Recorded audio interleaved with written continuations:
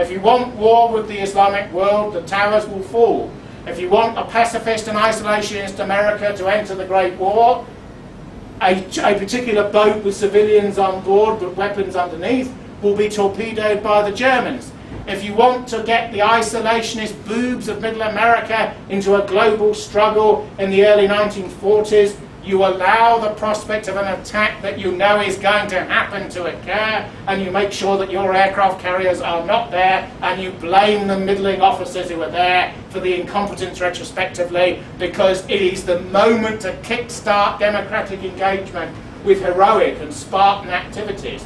Who can doubt that there is a streak of the Spartan when an American Marine goes up a beach in Iwo Jima, or when he fights in Fallujah? Some of the modern world has certainly fallen away for that man as he faces oblivion in warriorship against the other, even within the modern. And people like Evola and Younger would realise that. There's even at times, in the extremity of modern warfare, a return to the individual. What about these American pilots and these other pilots, these Russian pilots, who fly in these planes and the warrior is part of the plane? You know, they have a computer in their visor, and they have all sorts of statistics that are coming up before them, and it's like a man who's an army fighting on his own, isn't it? He's got an amount of force under his wings, which is equivalent to an army of centuries ago. So you have a return to elite individuals trained only for killing and warriorship at the top tier of present Western advanced military metaphysics.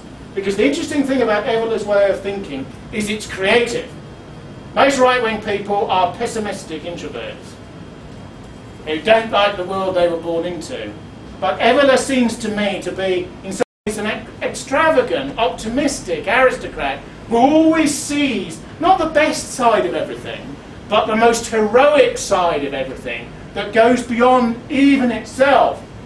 Even if the Protocols of the Elders of Zion, in accordance with his diction, was a lie and can be proved to be such, the fact that millions were motivated to believe in it, millions to reject its causation, that people fought out the consequences and the consequences of the consequences in relation to even some of those ideas, means that it is of great specificity and import.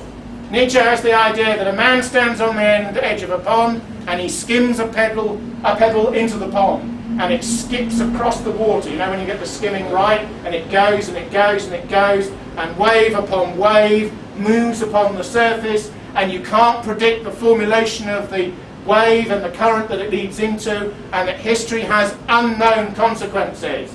The Maoist general who was asked by an American sympathiser after the Maoist Long March, itself partly mythological, "What's your view of the French Revolution?"